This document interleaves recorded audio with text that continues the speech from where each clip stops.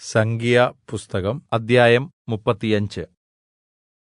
യഹോവ പിന്നെയും യെരിഹോവിനെതിരെ യോർദ്ദാനരികെ മോവാബ് സമഭൂമിയിൽ വെച്ച് മോശെയോട് അരുളിച്ചെയ്തത്, യിസ്രായേൽ മക്കൾ അവരുടെ അവകാശത്തിൽനിന്ന് ലേവ്യർക്ക് വസിക്കുവാൻ പട്ടണങ്ങൾ കൊടുക്കണമെന്ന് അവരോട് കല്പിക്കുക. പട്ടണങ്ങളോടുകൂടി അവയുടെ പുല്പുറവും നിങ്ങൾ ലേവ്യർക്ക് കൊടുക്കണം. പട്ടണങ്ങൾ അവർക്ക് പാർപ്പിടവും അവയുടെ പുല്പുറങ്ങൾ ആടുമാടുകൾക്കും സകല മൃഗസമ്പത്തിനും ആയിരിക്കണം. നിങ്ങൾ ലേവ്യർക്ക് നൽകേണ്ട പുല്പുറങ്ങൾ പട്ടണത്തിന്റെ മതിലിൽ തുടങ്ങി പുറത്തേക്ക് ചുറ്റും 1000 മുഴം വിസ്താരം ആയിരിക്കണം. പട്ടണം മദ്ധ്യത്തിലാക്കി അതിന് പുറമെ കിഴക്കോട്ട് 2000 മുഴവും തെക്കോട്ട് 2000 മുഴവും പടിഞ്ഞാറോട്ട് 2000 മുഴവും വടക്കോട്ട് 2000 മുഴവും അളക്കണം. ഇത് അവർക്ക് പട്ടണങ്ങളുടെ പുല്പുറം ആയിരിക്കണം. നിങ്ങൾ ലേവ്യർക്ക് കൊടുക്കുന്ന പട്ടണങ്ങളിൽ 6 സങ്കേതനഗരങ്ങളായിരിക്കണം. കൊല ചെയ്തവൻ അവിടേക്ക് ഓടിപ്പോകേണ്ടതിന് നിങ്ങൾ അവയെ അവനുവേണ്ടി വേർതിരിക്കണം. ഇവ കൂടാതെ നിങ്ങൾ വേറെയും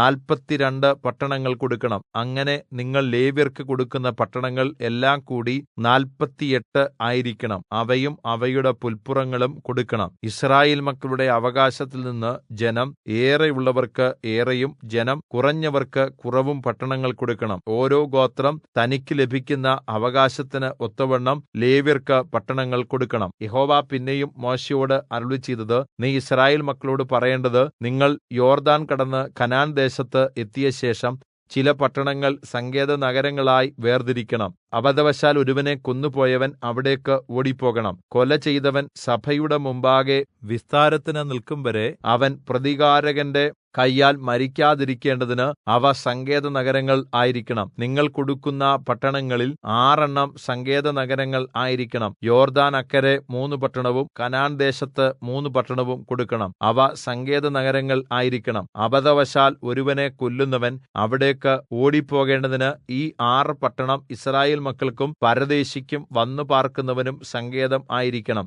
എന്നാൽ ആരെങ്കിലും ഇരുമ്പായുധം കൊണ്ട് ഒരുവനെ അടിച്ചിട്ട് അവൻ മരിച്ചുപോയാൽ അവൻ കൊലപാതകൻ മരണശിക്ഷ അനുഭവിക്കണം.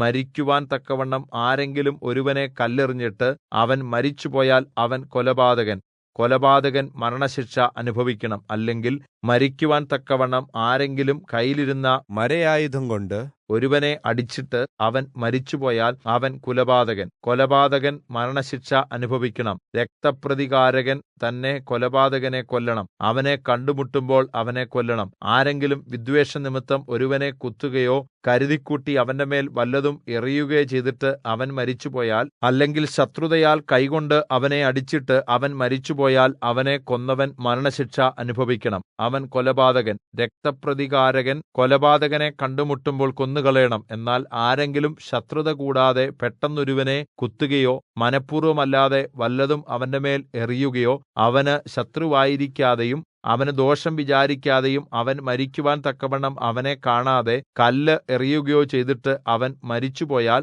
കൊല ചെയ്തവനും രക്തപ്രതികാരകനും മദ്ധ്യത്തിൽ ഈ ന്യായങ്ങൾ അനുസരിച്ച് സഭ വിധിക്കണം. കൊല ചെയ്തവനെ സഭ രക്തപ്രതികാരകന്റെ കയ്യിൽ നിന്ന് രക്ഷിക്കണം. അവൻ ഓടിപ്പോയിരുന്ന സങ്കേതനഗരത്തിലേക്ക് അവനെ മടക്കി അയക്കണം. വിശുദ്ധ തൈലത്താൽ അഭിഷിക്തനായ മഹാപുരോഹിതന്റെ മരണം വരെ അവൻ അവിടെ പാർക്കണം. എന്നാൽ കൊല ചെയ്തവൻ ഓടിപ്പോയിരുന്ന സങ്കേതനഗരത്തിന്റെ അതിരുവിട്ട് പുറത്തുവരികയും അവനെ അവന്റെ സങ്കേതനഗരത്തിന്റെ അതിരിന് പുറത്തുവച്ച് കണ്ട് രക്തപ്രതികാരകൻ കൊല ചെയ്തവനെ കൊല്ലുകയും ചെയ്താൽ അവന് രക്തപാതകം ഇല്ല. അവൻ മഹാപുരോഹിതന്റെ മരണം വരെ തന്റെ സങ്കേതനഗരത്തിൽ പാർക്കേണ്ടിയിരുന്നു. എന്നാൽ കൊല ചെയ്തവന് മഹാപുരോഹിതന്റെ മരണശേഷം തന്റെ അവകാശ ഭൂമിയിലേക്ക് മടങ്ങിപ്പോകാം. ഇത് നിങ്ങൾക്ക് തലമുറ തലമുറയായി നിങ്ങളുടെ സകല വാസസ്ഥലങ്ങളിലും ന്യായവിധിക്കുള്ള പ്രമാണം ആയിരിക്കണം. ആരെങ്കിലും ഒരുവനെ കൊന്നാൽ കൊലപാതകൻ സാക്ഷികളുടെ വാമൊഴിപ്രകാരം മരണശിക്ഷ അനുഭവിക്കണം. എന്നാൽ ഒരു മനുഷ്യന്റെ നേരെ മരണശിക്ഷയ്ക്ക്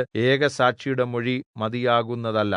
മരണയോഗ്യനായ കൊലപാതകന്റെ ജീവന് വേണ്ടി നിങ്ങൾ വീണ്ടെടുപ്പ് വില വാങ്ങരുത്. അവൻ മരണശിക്ഷ തന്നെ അനുഭവിക്കണം. സങ്കേതനഗരത്തിലേക്ക് ഓടിപ്പോയവൻ പുരോഹിതന്റെ മരണത്തിനു മുമ്പേ നാട്ടിൽ മടങ്ങിവന്ന് പാർക്കേണ്ടതിനും നിങ്ങൾ വീണ്ടെടുപ്പ് വില വാങ്ങരുത്. നിങ്ങൾ പാർക്കുന്ന ദേശം അങ്ങനെ അശുദ്ധമാക്കരുത്. രക്തം ദേശത്തെ അശുദ്ധമാക്കുന്നു. ദേശത്ത് ചൊരിഞ്ഞ രക്തത്തിനു വേണ്ടി രക്തം ചൊരിയിച്ചവന്റെ രക്തത്താൽ അല്ലാതെ ദേശത്തിന് പ്രായശ്ചിത്തം സാധ്യമല്ല.